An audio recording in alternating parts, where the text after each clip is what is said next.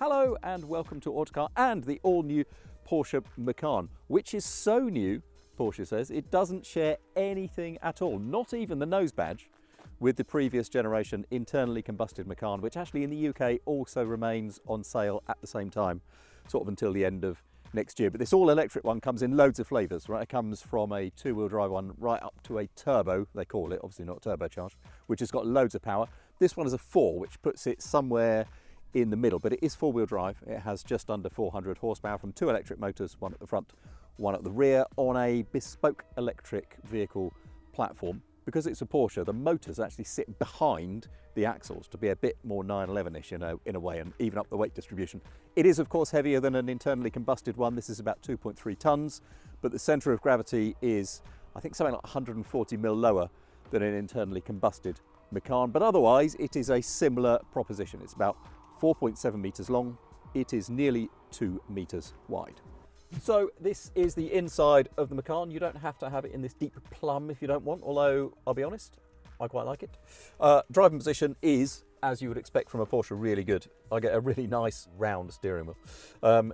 Good and central. It's a good driving environment. In terms of what to press and where to press it, what I quite like are the fact that the climate controls still remain physical buttons.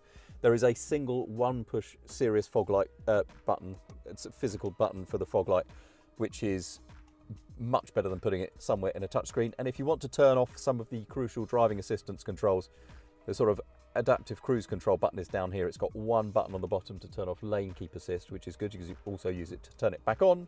And then a shortcut has been set up for the speed limit warning, which isn't always perfect. Now, if you want to turn on and off the significant amount of regen, that is tucked on the corner of one screen. But Porsche says, well, most people just have it in one setting or another. They don't tend to flick between the two, which is why it's not on paddles or anything else, which is fine. Change through the drive mode through this little button just here. This car has got adaptive dampers, so that will make a difference to those. It is a good driving environment. Fit and finish is pleasant. It is plenty spacious enough in the front. I think visibility is okay. It gets little separate quarter lights, which is quite nice, but we'll see in a minute how that translates to being on the road. Now, of course, because it is all electric, it does not need an engine in the front. So there is a little room under here. Most people, I imagine, will use it for the charge cable, but you could use it for other stuff as well. As we take a stroll around the side, the rear cabin is spacious enough for me sitting behind myself. This is me behind my own driving position. I'm 5'10", 176 centimetres if you're of the metric variety. My feet slip under there quite nicely. I've got actually loads of knee room. I've got plenty of headroom, and this has got an optional sunroof which may eat into the headroom too. It's quite a sculpted seat. Better for 2 than 3. I would think the middle person will feel a little perched, but it's pretty nice back here. And of course there is a boot, which is of a pretty respectable size. The load lip is reasonably high, but if you've got an agile dog, that will get in there. It slopes a bit at the back, so it is not the world's most practical SUV/estate car, but it is a Macan. It was ever thus. And so welcome to the Macan in motion. The seatbelt's doing its little thing as it does, where it tugs you tighten the seat as you set off. Now, this seating position you can have quite lowish, like this. It does go even lower than this, I think. Yeah, it does. Or you can have it quite high. So you get a bit of a choice about whether you want a very sort of commanding driving position, in which case you can see the haunches on the bonnet quite easily, or you can be proper Porsche low slung right down the bottom. I've gone for somewhere in the middle. It started raining, obviously. There is no rear wiper, but that is just an inevitability these days. I'm pretty sure there's no rear wiper. No, there is no rear wiper.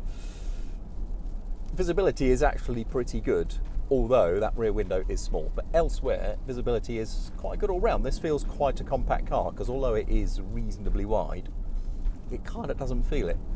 And I think the lowish centre of gravity sort of helps that somehow. It doesn't feel like you're on tippy toes rolling left and right. It feels quite low and stable, and in a way, I wonder if that makes it feel smaller than it actually is. A Jeep Avenger does something similar to that anyway.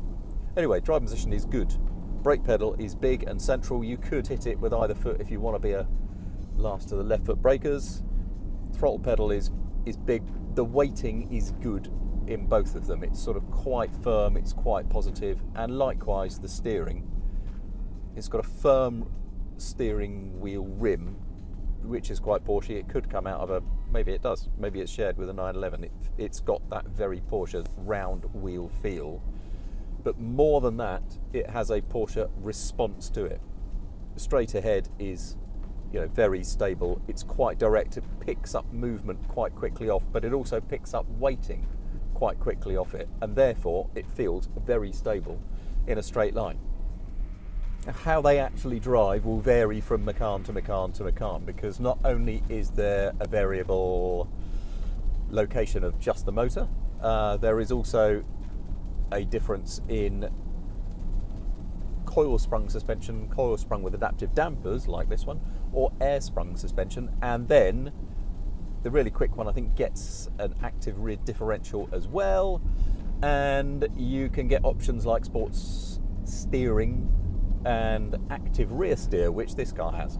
So there will be differences between otherwise very similar Macans in how they drive. You would expect those differences to be relatively small, relatively restrained. What I can tell you is, you know, the Taycan feels like a Porsche. It just feels like an electric Porsche saloon. Well, this just feels like an electric Porsche SUV, and I know that sounds obvious, maybe, but it's not necessarily a given, because we drive some electric cars, like a Jaguar I-Pace, didn't necessarily feel like other Jaguars, and it's the same with other EVs and their manufacturers as well. You don't always get a consistency of how they feel when they move from combustion to electric. In some cases that was quite good. It gave a manufacturer an opportunity to do something it wasn't doing already.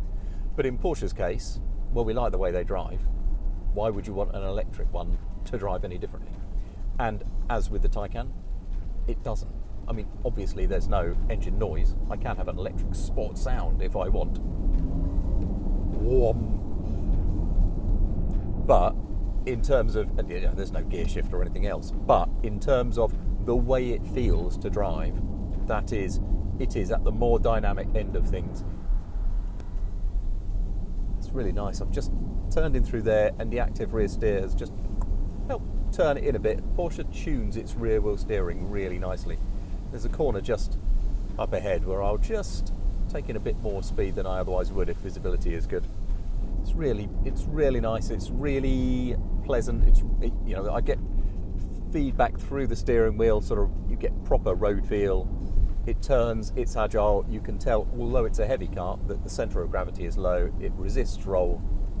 It is certainly at the more dynamic end of the scale. It is at the more rewarding end of the scale. I think it is what you would expect and want an electric family-sized Porsche SUV to be.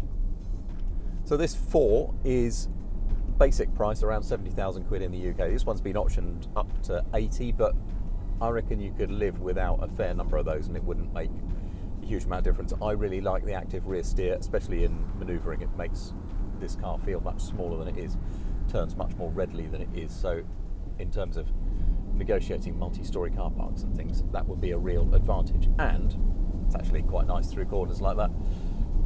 But you wouldn't have to overspec it. Most of these cars will be bought on finance. A lot of them will be company vehicles.